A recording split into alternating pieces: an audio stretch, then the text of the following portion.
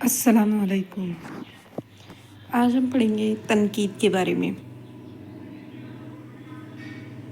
تو چلیے اسٹارٹ کرتے ہیں۔ اردو تنقید۔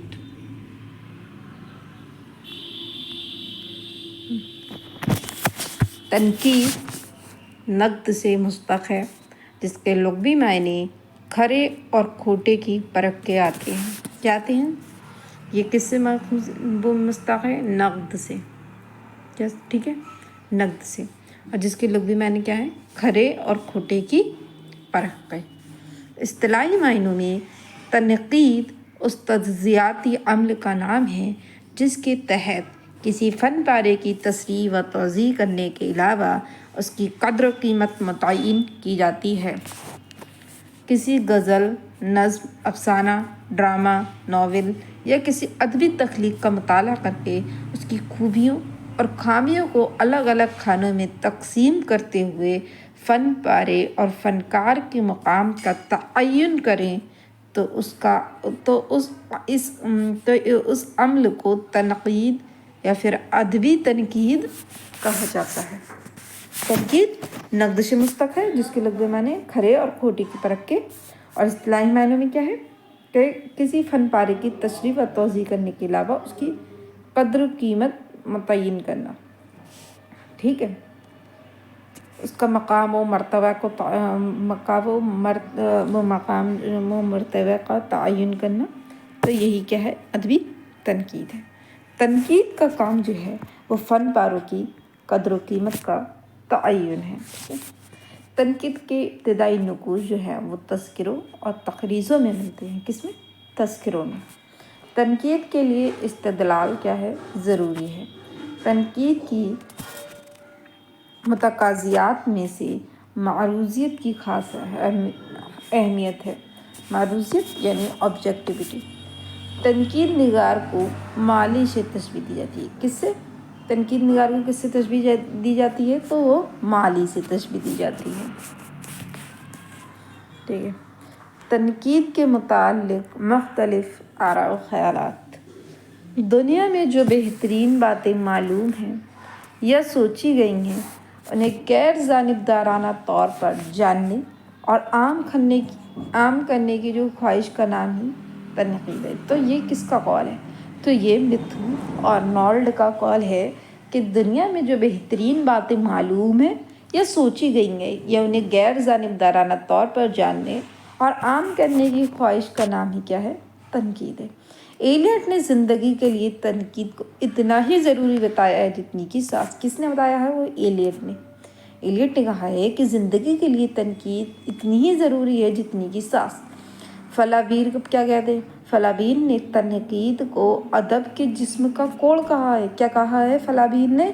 فلابیر نے کہا ہے کہ تنقید ادب کے جسم کا کوڑ ہے۔ اور ایلیٹ نے کیا کہا؟ تنقید اتنی ہی ضروری ہے جتنی کی سانس۔ اور فلابیر نے کیا کہا؟ تنقید کو ادب کے جسم کا کوڑ بتایا ہے۔ ٹینیسن نے تنقید کو ادب کے گیسو کی جو بتایا ہے۔ انہوں نے کیا کہا؟ ٹینیسن نے ادب کے گیسو کی جو ہے۔ چیخوف نے تنقید کو اس مکھی سے تشبیہ دی ہے جو گھوڑے کو ہل چلانے سے روکتی ہے۔ کیا کرتی ہے؟ ہل چلانے سے روکتی ہے۔ رچرڈسن کا کہنا ہے کہ تنقید ادب کے ساتھ وہ سلوک کرتی ہے جو ڈاکٹر جسم کے ساتھ کرتا ہے۔ جی کس نے کہا؟ تو یہ رچرڈسن نے کہا۔ اور چیخوف نے کیا کہا تھا کہ جو تنقید کو اس مکھی سے تشبیہ دی ہے کہ جو گھوڑے کو ہل چلانے سے روکتی ہے۔ رچرڈسن نے کیا کہا؟ تنقید ادب کے ساتھ کیا سلوک کرتی ہے؟ جو ڈاکٹر جسم کے ساتھ کرتا ہے۔ تنقید قدریں متعین کرتی ہے، ادب اور زندگی کو ایک پیمانہ دیتی ہے۔ تنقید انصاف کرتی ہے، ادنیٰ اور اعلیٰ، جھوٹ اور پست و بلند معیار قائم کرتی ہے۔ تنقید ہر دور کی ابدیت کی اثریت کی طرف اشارہ کرتی ہے۔ یہ آل احمد سرور کا قول ہے۔ ایمرسن نے کہا ہے کہ جو شعر کہنے میں ناکام رہتا ہے وہ اپنی ناکامی کا بدلہ لینے کے لیے تنقید نگار بن جاتا ہے اور شاعروں پر نکتہ چینی کرتا ہے۔ یعنی جو شاعر جو ناکام ہو جاتا ہے وہ اپنی ناکامی کا بدلہ لینے کے لیے ان پہ بے جان نکتہ چینی کرتا ہے، تو یہ امرسل کا خیال ہے کہ جو شعر کہنے میں ناکام رہتا ہے، ٹھیک ہے، وہ اپنی ناکامی کا بدلہ لینے کے لیے کیا بن جاتا ہے؟ تنقید نگار بن جاتا ہے اور شاعروں پر نکتہ چینی کرتا ہے، ٹھیک ہے۔ ڈرائڈن کیا کہتے ہیں؟ ڈرائڈن نے کہا ہے کہ نقادوں میں نفرت کا جذبہ بہت شدید ہوتا ہے۔ ڈرائڈن نے کیا کہا ہے؟ نقاد میں نفرت کا جذبہ بہت ہی شدید ہوتا ہے۔ وائرن نے کہا ہے کہ یہ کہہ کر تنقید نگار پر چوٹ کی ہے کہ نقاد پر بھروسہ کرنے سے پہلے ہر ناممکن بات کا کیا کرو؟ یقین کر لو۔ کہ یہ کس کا قول ہے؟ وائرن کا۔ اور ڈرائڈن نے کیا کہا ہے کہ نقادوں میں نفرت کا جذبہ بہت شدید ہوتا، اور وائرن نے کہا کیا ہے کہ نقاد پر بھروسہ کرنے سے پہلے ہر ناممکن بات کا بھی تم یقین کر لو۔ تنقید نگار کی ذمہ داری بس اتنی سی ہے کہ وہ انہیں ان کے اصل روپ میں دیکھے اور ان کے بارے میں اپنے تاثرات بیان کر دے۔ یہ ہے والٹر پیٹر کا قول ہے کہ تنقید نگار کی ذمہ داری بس اتنی سی ہے کہ وہ انہیں ان کے اصل روپ میں دیکھے اور ان کے بارے میں اپنے تاثرات بیان کرے۔ کولرج نے تنقید کو کیا کہا ہے؟ استدلال کی سائنس کہا ہے، جو تخلیق شعر کے مسائل سے بحث کرتی ہے۔ کولرج نے کیا کہا ہے تنقید کو؟ استدلال کی سائنس۔ نقاد نہ فرائڈ کا کھوسا چین ہوتا ہے اور نہ مارکس کا مقلد۔ وہ فرائڈ اور مارکس دونوں کے نظریوں میں سے کچھ مفید باتیں لے سکتا ہے، شرط یہ ہے کہ مفید اور غیر مفید، درست اور نادرست کی سمجھ ہو۔ ضرورت اس کی ہے کہ ہم ادب کو ادب سمجھیں اور اسے ادب کی حیثیت سے جانیں۔ یہ کلیم الدین احمد کا قول ہے کہ نقاد نہ فرائڈ کا کھوسا چی ہوتا ہے نہ مارکس کا مقلد۔ وہ فرائڈ اور مارکس دونوں کے نظریوں میں سے کچھ مفید باتیں لے سکتا ہے، مفید اور غیر مفید، درست اور نادرست کی سمجھ۔ ضرورت اس کی ہے کہ ہم ادب کو ادب سمجھیں اور اسے ادب کی حیثیت سے ہی جانچیں۔ کہ ہم ادب کو ادب سمجھیں اور اسے ادب کی حیثیت سے جانچیں۔ یہ کلیم الدین احمد کا۔ اصل دشواری یہ ہے کہ اردو میں تنقید سے مراد تعریف ہے، تقریض ہے، تحسین ہے، تقریض ہے اور کمی نری تنقید اور بیجا نکتہ چینی، بے حاصل خردگیری۔ آج بھی یہ کہنے کی ضرورت ہے کہ تنقید ایک قسم کی پرکھ ہے، ایک قسم کی کسوٹی ہے جس سے کھرے اور کھوٹے میں امتیاز کرنا ممکن ہے۔ یہ کلیم الدین احمد کا قول ہے۔ تنقید کوئی کھیل نہیں ہے جسے ہر شخص آسانی کھیل سکے۔ یہ ایک فن ہے، یہ ایک صناعی ہے۔ فن تو ہر طرح کے ہوتے ہیں، مشکل بھی اور آسان بھی۔ تنقید جو ہے مشکل ترین فن ہے۔ یہ کس نے کہا ہے؟ تو کلیم الدین احمد نے کہا ہے کہ تنقید کوئی کھیل نہیں ہے جسے ہر شخص جو ہے وہ بآسانی کھیل سکے۔ یہ ایک فن ہے، یہ ایک صناعی ہے۔ فن تو ہر طرح کے ہوتے ہیں، مشکل بھی، اور تنقید مشکل ترین فن ہے۔ پوچھا جا سکتا ہے کہ کس نے کہا کہ تنقید ایک مشکل ترین فن ہے؟ تو وہ کلیم الدین احمد نے کہا۔ مشرقی تنقید۔ اب ہم پڑھتے ہیں مشرقی تنقید کے بارے میں، ٹھیک ہے۔ عربی۔ حضرت عربی میں جو ہے وہ تنقید نگاری، تو اس کے بارے میں پڑھتے ہیں۔ عرب میں جو تنقید نگاری تھی،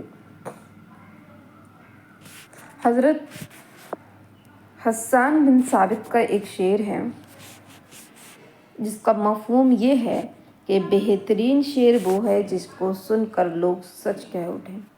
محمد بن سلام العجمی، تصنیف ہے طبقات الشعراء۔ کیا ہے؟ طبقات الشعراء۔ یہ جو ہے وہ عربی کے پہلے نقاد ہیں۔ عربی کے پہلے نقاد، عربی کے پہلے کون ہیں؟ تنقید نگار ہیں۔ عربی کے پہلے کون ہیں؟ تنقید نگار ہیں، نقاد بھی یا پھر تنقید نگاری۔ محمد بن سلام نے شاعری کو صنعت گری قرار دیا ہے۔ کیا؟ صنعت گری۔ محمد بن سلام العجمی، تصنیف طبقات الشعراء۔ محمد بن سلام نے شاعری کو صنعت گری قرار دیا ہے۔ ابن قتیبیہ، تصنیف الشعراء والشعراء۔ محمد بن سلام العجمی کی تصنیف کون سی ہے؟ طبقات الشعراء۔ یہ جو وہ ہیں وہ امپورٹنٹ ہے، اس میں سے کچھ نہ کچھ پوچھا ہی جاتا ہے، ٹھیک ہے۔ شاعری کو کس نے صنعت گری قرار دیا؟ تو محمد بن سلام العجمی نے۔ ابن قتیبیہ کی تصنیف ہے الشعراء والشعراء۔ ابن قتیبیہ اچھے اور برے کے اعتبار سے شاعری کو 4 حصوں میں تقسیم کیا جاتا ہے۔ یہ پوچھا جا سکتا ہے کہ یہ زیادہ تر یہ بہت ہی امپورٹنٹ ہیں سارے یہ پوچھا جاتا ہے کہ اچھے اور برے کے اعتبار سے شاعری کو 4 حصوں میں تقسیم کتابیہ نے کتنے حصوں میں تقسیم کیا ہے، تو وہ 4 حصوں میں. اور اس کے نزدیک عمدہ شعر وہ ہے جس میں لفظ اور معنی دونوں اعلیٰ درجے کے ہوں. ٹھیک ہے، لفظ بھی اور معنی بھی دونوں کیا ہوں، اعلیٰ درجے کے ہوں. اور دوسرے تیسرے نمبر پر وہ شعر آتے ہیں جن میں لفظ اور اچھے اور معنی بھی مصروف ہو، یا معنی عمدہ اور لفظ ناقص ہوں. سب سے پست درجے کا شعر وہ ہے جس میں نہ لفظ ہی اچھے ہوں اور نہ معنی. قدامہ ابن ظافر کی تصنیف ہے نقد الشعر. یہ پوچھا جاتا ہے کہ نقد الشعر کس کی تصنیف ہے، تو قدامہ ابن ظافر کی. طبقات الشعراء کس کی، سلام العظمی کی تصنیف ہے. ٹھیک ہے، اور ابن قتیبہ کی تصنیف ہے الشعراء والشعراء. قدامہ ابن ظافر کی نقد الشعر. قدامہ ابن ظافر نے حسن قاری کو شعر کے لیے ضروری قرار دیا ہے اور اخلاقی تعلیم کے نظریے کو رد کیا ہے. قدامہ نے جھوٹ کو شاعری کے لیے ضروری بتایا. قدامہ نے کہا ہے کہ بہترین شعر وہ ہے جو سب سے زیادہ جھوٹا ہو. ابن رشید کی تصنیف ہے العمدہ. یہ ساری جو تصنیفیں جو امپورٹنٹ ہیں اور یہ پوچھی جاتی ہیں کہ طبقات الشعراء کیسی ہے، الشعراء والشعراء کس کی ہے، اور نقد شعر کس کی ہے، تصنیف جو ہے وہ العمدہ کس کی ہے، یہ پوچھا جاتا ہے. ٹھیک ہے، ابن رشید کی رائے یہ ہے کہ شاعری کی عمارت 4 چیزوں سے ہوتی ہے: لفظ، وزن، معنی اور قافیہ. یہ UGC نیٹ میں پوچھا گیا ہے. شاید جنوری میں ہو گیا تھا، جنوری 2025 میں جو ایگزام ہوا تھا اس میں پوچھا گیا تھا. جو دسمبر 2024 کا جو ایگزام تھا اس میں، جو کہ جنوری میں کرایا گیا تھا، اس میں یہ آیا تھا کہ شعر کی عمارت 4 چیزوں سے ہوتی ہے: لفظ، وزن، معنی اور قافیہ. یہ دیا گیا تھا اور یہ آپشن میں تھے الگ الگ آپشن: لفظ، معنی، وزن، قافیہ. اس طریقے سے یہ دیا گیا تھا، اور لیکن یہ صحیح اس میں آپشن چوز کرنا تھا، تو یہ میرا جو ہے وہ غلط ہوا تھا.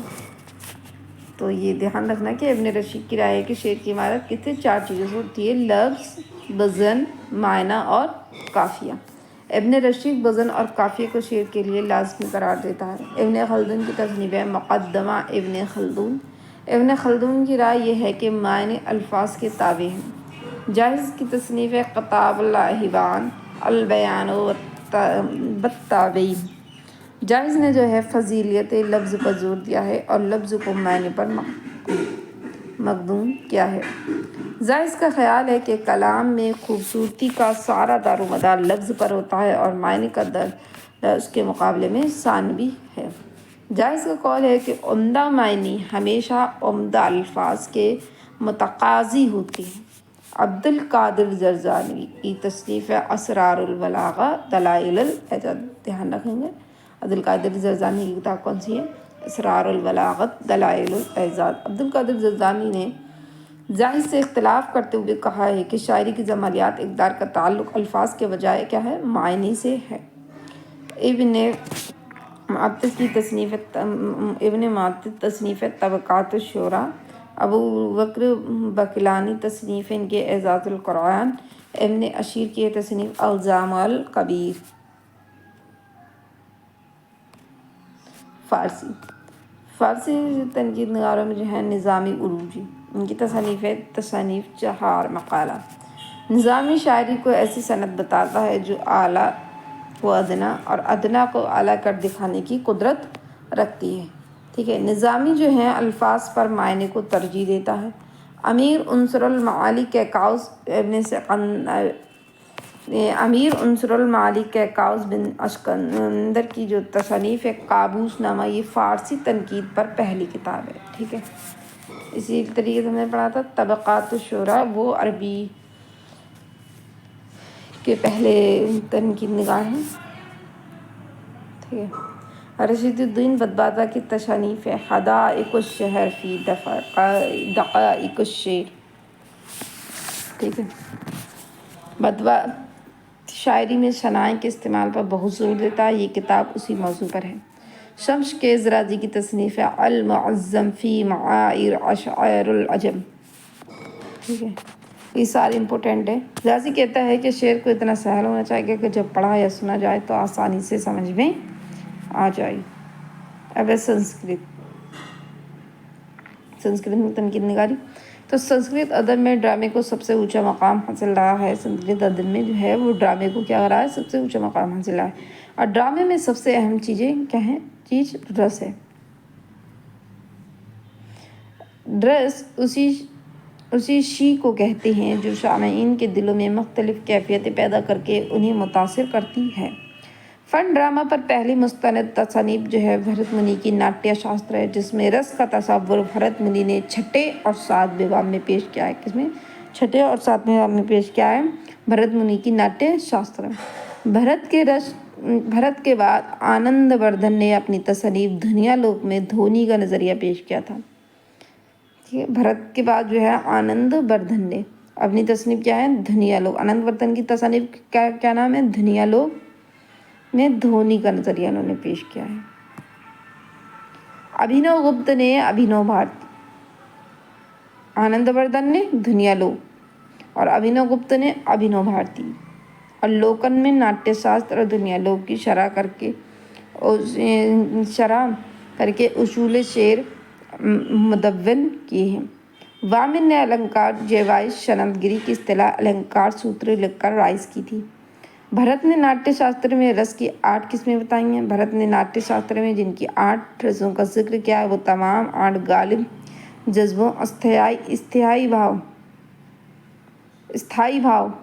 स्थाई भाव पर मबनी हैं, जो इस तरह हैं। स्थाई भाव: रति, हास, शोक, क्रोध, उत्साह, भया, जुगुप्सा, विस्मय। तो ये हैं। तो रति यानी मोहब्बत, इश्क, हास, हंसी, शोक, दुख, गम, क्रोध, गुस्सा, उत्साह, जोश, भय, डर, खौफ, जुगुप्सा, नफरत, विस्मय, तहरीर और इस्तेजाब यानी हैरत।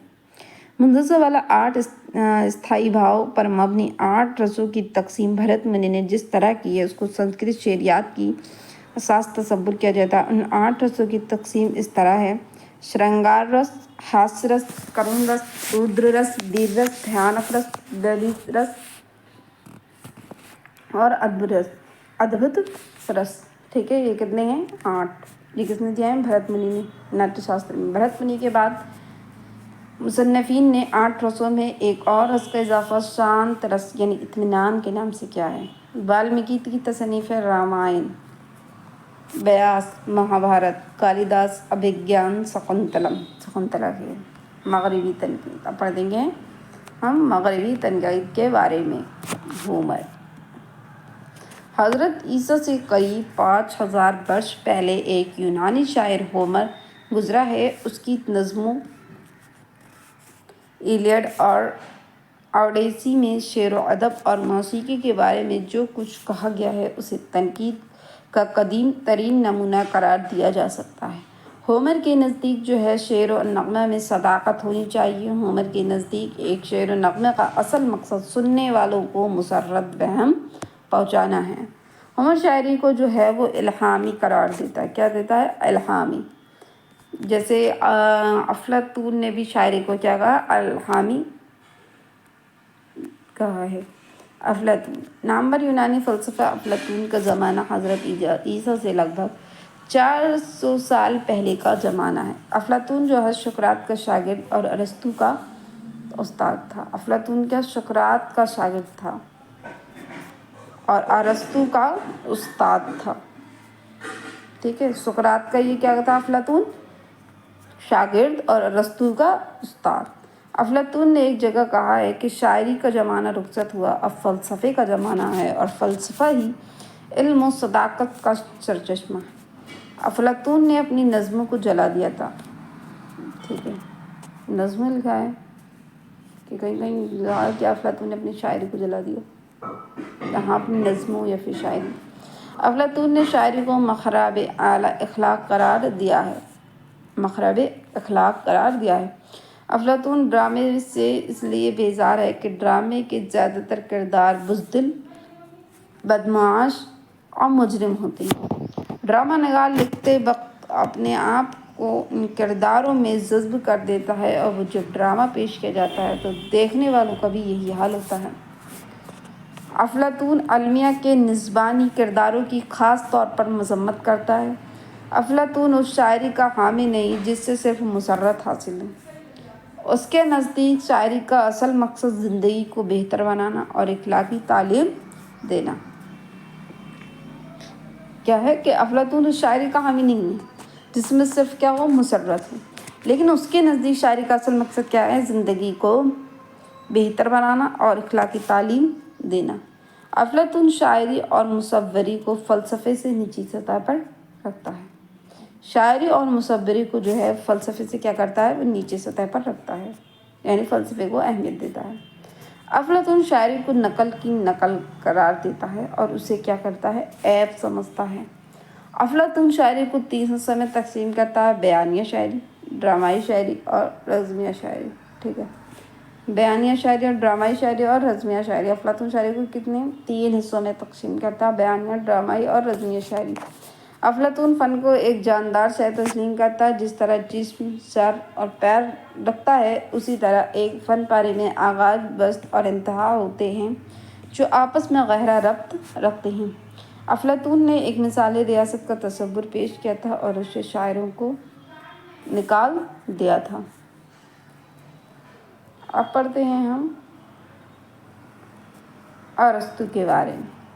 ارسطو جو ہے وہ افلاطون کا کیا تھا؟ شاگرد تھا۔ ٹھیک ہے، ارسطو کیا ہے؟ افلاطون کا شاگرد ہے،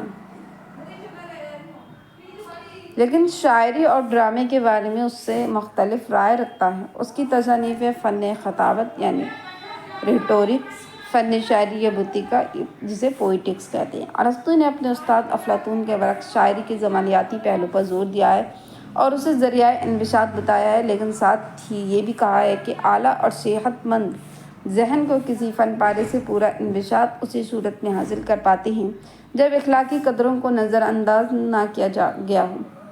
افلاطون اور ارسطو دونوں کے نظریات میں بنیادی فرق یہ ہے کہ افلاطون کے نزدیک درس اخلاق کو اولیت حاصل ہے اور ارسطو کے خیال میں اس کی حیثیت ضمنی اور ثانوی ہے۔ ٹھیک ہے، افلاطون کیا کرتا ہے؟ شاعری کو درس اور اخلاق کو اولیت دیتا ہے، لیکن ارسطو ضمنی حیثیت اور ثانوی ہے۔ ارسطو کے نزدیک افلاطون کے برخلاف نقالی عیب نہیں ہے بلکہ خوبی ہے۔ ارسطو کیا کرتا ہے؟ نقالی کو کیا کرتا ہے؟ ایک عیب مانتا ہے، لیکن ارسطو کیا کرتا ہے؟ اس کو ایک خوبی مانتا ہے۔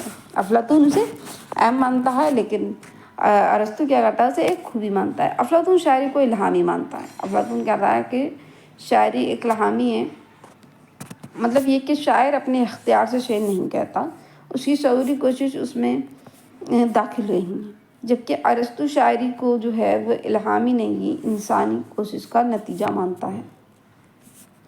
ارسطو فارم کو ٹریجڈی کی جان بتاتا ہے۔ ارسطو کیا کہتا ہے؟ فارم کو ٹریجڈی کی جان بتاتا ہے۔ ارسطو کا سارا زور المیہ پر ہے، یعنی ٹریجڈی کس پہ؟ ٹریجڈی پر ہے۔ المیہ کا مقصد ارسطو کے نزدیک یہ ہے کہ دیکھنے والے میں خوف اور ہمدردی کے جذبات پیدا ہوں اور اس کے جذبات کا تزکیہ یا تطہیر ہو جائے۔ ارسطو شاعری کے لیے وزن کو ضروری نہیں سمجھتا تھا۔ ارسطو کون؟ افلاطون نہیں ہے، بلکہ ارسطو شاعری کے لیے وزن کو ضروری نہیں سمجھتا تھا۔ ارسطو استعارے کے استعمال پر زور دیتا تھا۔ ارسطو کے نزدیک شاعری نقالی کا ایک عمل ہے۔ ارسطو نے نقالی کا تصور افلاطون سے لیا ہے۔ شاعری کو جذبات برانگیختہ کرتی ہے۔ ٹھیک ہے، ارسطو کے نزدیک شاعری نقالی کا ایک عمل ہے۔ شاعری جذبات کا برانگیختہ کرتی ہے۔ ارسطو کے جذبات کو ابھارتی بھی ہے اور انبساط و کیف بھی بخشتی ہے۔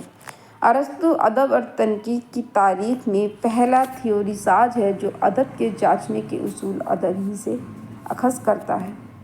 کیتھارسس کا تصور جو ہے ارسطو کی نفسیاتی بصیرت کا مظہر ہے۔ ارسطو ادب میں کلاسیت کا حامی ہے۔ ارسطو کیا ادب میں؟ کلاسیکیت کا حامی تھا۔ ارسطو شاعری کے لیے جھوٹ اور مبالغے کو جائز سمجھتا ہے، جبکہ افلاطون اسے اچھا نہیں سمجھتا۔ افلاطون کے نزدیک جو ہے شاعری سے اخلاق کو سنبھالنے کا کام کیا جانا چاہیے۔ ارسطو کے مطابق ڈرامہ کے اجزائے ترکیبی جو ہیں وہ 6 ہیں۔ یہ پوچھا جاتا ہے کہ ارسطو کے مطابق ڈرامہ کے اجزائے ترکیبی کتنے ہیں، تو وہ 6 ہیں: پلاٹ، کردار، مکالمہ، زبان، موسیقی، آرائش۔ ارسطو نے ڈرامے کے فن میں پلاٹ کو اولیت دی۔ کس کو؟ پلاٹ کو اولیت دی ہے۔ ٹھیک ہے، پلاٹ، کردار، دوسرا مکالمہ، تیسرا زبان،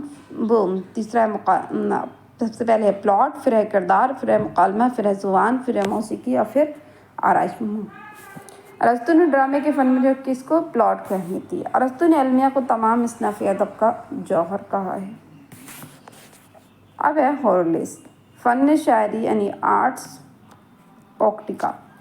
ہورلیس ایک رومی عالم تھا جو حضرت عیسیٰ کی ولادت سے 45 برس پہلے پیدا ہوا۔ ہورلیس ارسطو کا شاگرد تھا۔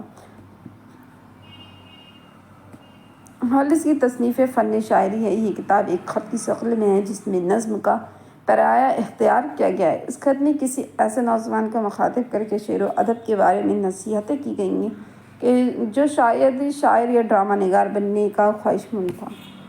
ہورلیس کی رائے ڈرامے کے بارے میں یہ ہے کہ 5 ایکٹ سے زیادہ نہیں ہونا چاہیے۔ کیا نہیں ہونا چاہیے؟ 5 ایکٹ سے زیادہ نہیں ہونا چاہیے۔ اب ہے لانجائنس۔ لانجائنس نے شاعری میں الویت کا نظریہ پیش کیا تھا۔ یہ پوچھا جاتا ہے کہ الویت کا نظریہ کس نے پیش کیا تھا، تو وہ ہے لانجائنس۔ لانجائنس افلاطون کے نظریات سے متاثر تھا۔ کس سے؟ افلاطون سے۔ الویت کے بارے میں لانجائنس کی تصانیف ہے۔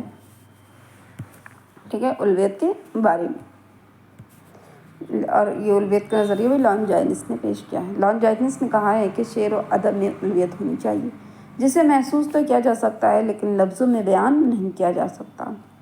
لانجائنس کے نزدیک جو چیزیں ادب کو الویت عطا کرتی ہیں وہ یہ ہیں: خیال بلند ہو، جذبات میں ایسی شدت ہو کہ پڑھنے والے کے دل میں اتر جائے، صنعتوں کا استعمال ہو، لفظوں کے انتخاب میں توجہ اور محنت سے کام لیا گیا ہو، لفظوں کی ترتیب سے ہم آہنگی ظاہر ہوتی ہے اور نغمگی پیدا ہوتی ہے۔ ارتقاء یعنی شبلائنیشن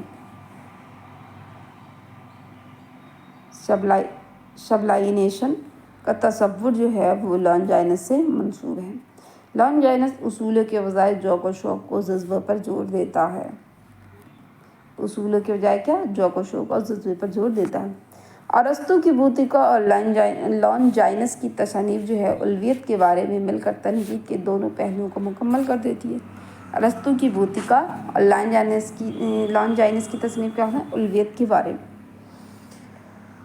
تو یہ کس کا قول ہے؟ تو وہ ہے جمیل جالبی کا قول ہے۔ لانجائنس نے عظیم ادب کی 5 خوبیاں بیان کی ہیں۔ ٹھیک ہے، جو ابھی ہم نے اوپر پڑھی تھی وہ انہوں نے 5 خوبیاں بتائیں اور ہیں دانتے۔ اس کی تصنیف تربیہ، خدا بندی، ڈیوائن کامیڈی ہے۔ ڈیوائن کامیڈی، دانتے کی تصنیف کیا ہے؟ تربیہ، خدا بندی، ڈیوائن کامیڈی۔ سر فلپ سڈنی کی تصنیف شعری کی مدافعت، ڈیفینس آف پوئٹک ہے۔ بوئیلیو کی تصنیف فن شاعری ہے۔ ڈرائیڈن، انگریزی میں نو کلاسیکی تنقید کی بنیاد ڈرائیڈن نے ڈالی ہے۔ ٹھیک ہے، انگریزی میں نو کلاسیکی تنقید کی بنیاد کس نے ڈالی ہے؟ ڈرائیڈن نے ڈالی ہے۔ ڈرائیڈن نے بوئیلیو سے متاثر تھا۔ این ایسے آن ڈرامیٹک پوئٹکس میں ڈرائیڈن نے اپنے نظریات پیش کیے ہیں۔ ڈرائیڈن کو انگریزی تنقید کا بانی کس کو کہا جاتا ہے؟ تو ڈرائیڈن کو۔ اور انگلستان میں نو کلاسیت کا بابائے ادب کہنا چاہیے تو وہ یہ کس کا قول ہے؟ نور الحسن ہاشمی کا قول ہے۔ اس کو یاد رکھنا، پوچھا جا سکتا ہے کہ کس کو انگریزی تنقید کا بانی اور انگلستان میں نو کلاسیکیت کا بابائے ادب کہا جاتا ہے تو وہ ہیں ڈرائیڈن۔ کس نے کہا ہے؟ تو نور الحسن ہاشمی نے۔ جانسن فن کو زندگی کا ایک ٹکڑا خیال کرتا ہے۔ فنکار سے اس کا تقاضا کرتا ہے کہ وہ اپنے گرد و پیش کی حقیقتوں کو پیش کرے۔ اس کے نزدیک شاعری کو انفرادی نہیں آفاقی ہونا چاہیے۔ ہارٹلے نے تلازمہ خیال ایسوسیشن آف آئیڈیاز کا تصور پیش کیا تھا۔ کس نے؟ ہارٹلے نے۔ ورڈ نرورتھ، لیرکائل، بیلڈریز، لیکریکل، بیلاڈاز، مجموعے کلام۔ انگلستان میں رومانی شاعری اور رومانی تنقید کی بنیاد جو ہے وہ ڈوڈز برتھ اور کولرج کے ہاتھوں پڑی تھی۔ ٹھیک ہے، ڈوڈز برتھ اور کولرج کے ہاتھوں پڑی۔ ورڈز برتھ نے لیرکائل بیلڈریج کی تمہید میں اپنے تنقیدی خیالات بیان کیے ہیں۔ سب سے پہلے وہ یہ انقلابی اعلان کرتا ہے کہ اب شاعری بادشاہوں کے لیے نہیں ہے، کسانوں اور عام انسانوں کے لیے ہوگی اور انہی کی سادہ فطری زبان میں ہوگی۔ ٹھیک ہے، ورڈز برتھ نے شاعری کو جذبات کا بہاؤ کہا ہے۔ یہ یاد رکھنا کہ ورڈز برتھ نے شاعری کو جذبات کا بہاؤ کہا ہے۔ کولرج نے لٹریری یا بایوگرافیاں لکھ کر ورڈز برتھ کے بعض خیالات کی وضاحت کی ہے اور بعض غلطیوں کو درست کیا ہے۔ کولرج موسیقی کو کانوں کی شاعری، مصوری کو آنکھوں کی شاعری اور باقی فنون کو گونگی شاعری کہتا ہے۔ کولرج کیا؟ موسیقی کو کانوں کی شاعری، مصوری کو آنکھوں کی شاعری اور باقی فنون کو گونگی شاعری کہتا ہے۔ کولرج نے ادب میں تخیل کی اہمیت پر بہت زور دیا ہے۔ کولرج تخیل کو قوت اختراع مانتا ہے اور اس کو دو حصوں میں تقسیم کرتا ہے۔ پہلی قسم کو وہ ایک لاشعوری قوت کہتا ہے اور جو گرد و پیش کی چیزوں کو خود میں سمو لیتی ہیں۔ دوسری قسم بشعوری اور پہلی کاپرتو بتاتا ہے، جو پہلی قوت کے ذریعے حاصل کیے ہوئے تجربات کو نئی صورت عطا کرتی ہے۔ سانت ویو نے تنقید کو سائنٹیفک بنانے کی کوشش کی ہے۔ سانت ویو نے کیا ہے؟ تنقید کو سائنٹیفک بنانے کی کوشش کی ہے۔ کس نے؟ سانت ویو نے اپنے طریقہ کار کو سائنسی طریقہ کار کہا ہے۔ ایڈگر ایلن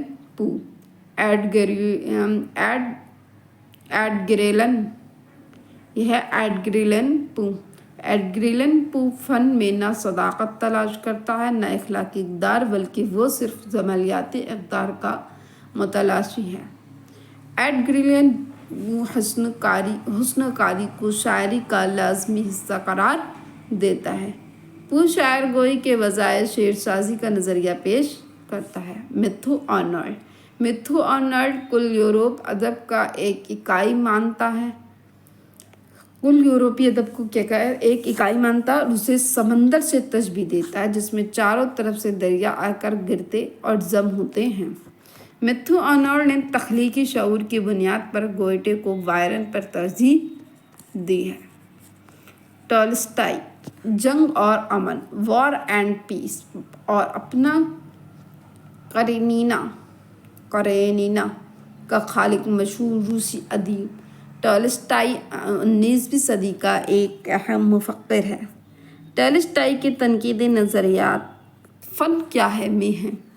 ٹالسٹائی ادب کو ایک مفید اعلی کار سمجھتا ہے، اس کے ذریعے زندگی کو سنوارنے کا قائل ہے۔ اور وہ ہیں والٹر پیٹر کا کہنا ہے کہ فن کا اصل کمال فضول چیزوں کو خارج کر دینے میں ہے۔ پیٹر کا مزاج رومانی ہے، اس کے نزدیک ذاتی تاثرات بہت اہم ہیں۔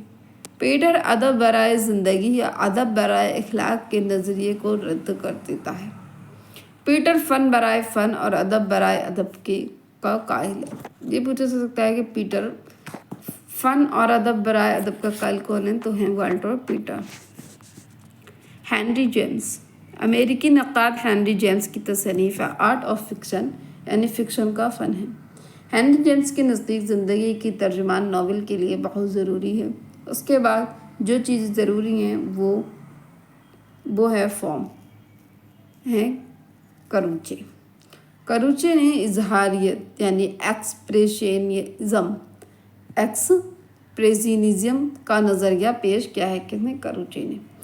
اے Richards, science and poetry, Richards کی تصنیف ہے۔ ریچرڈس شاعری کو زندگی کے لیے ضروری قرار دیتا ہے اور کہتا ہے کہ ہم شاعری سے وہ حاصل کر سکتے ہیں جو سائنس ہمیں نہیں دے سکتی۔ یہ کون کہتا ہے؟ اے ریچرڈس نے، ان کی کتاب بھی تھی science and poetry. A Richards نے 20ویں صدی میں عملی تنقید کو ایک نئے طریقہ کار کے طور پر پیش کیا تھا۔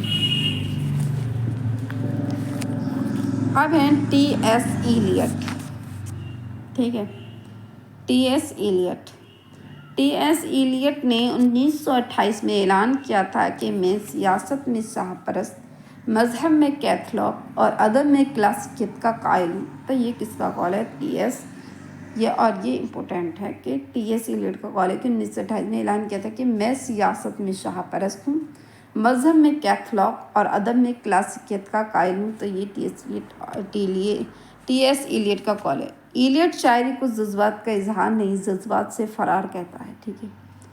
یہ پوچھا جا سکتا ہے کہ ایلیٹ شاعری کو، وہ کون کہتا ہے کہ شاعری کو جذبات کا اظہار نہیں بلکہ جذبات سے فرار کہتا ہے، تو وہ ہے ایلیٹ شاعری میں شعور کے عمل و دخل کا قائل ہے۔ ایلیٹ شاعری کو شخصیت کا اظہار نہیں بلکہ شخصیت سے فرار بتاتا ہے۔ ہیوم اور پونڈ کی طرح ایلیٹ نے فنکار کے بجائے فن پارے کو توجہ کا مرکز بنایا ہے اور کہا ہے کہ تنقید کا کام یہ ہے کہ فن پارے کا تجزیہ و تشریح کر کے اس کی قدر و قیمت متعین کرے۔ ایلیٹ نے معروضی تلزمہ، آبجیکٹو کوریلیٹو کا تصور پیش کیا ہے۔ ایلیٹ نے مہذب ہونے کے لیے اپنی روایتی پاسداری کو ضروری تصور کیا ہے۔ اب ہے کارل مارکس، پھر ہیں فرائڈ، ٹھیک ہے۔ مغربی تنقید میں دو اور بچے ہیں، یہ ہیں کارل مارکس اور فرائڈ۔ کارل مارکس نے سرمایہ لکھ کر جدلیاتی مادیت کی بنیاد رکھی ہے۔ کارل مارکس نے یہ خیال پیش کیا ہے کہ ذرائع پیداوار کے رشتے سماجی شعور پر اثر انداز ہوتے ہیں۔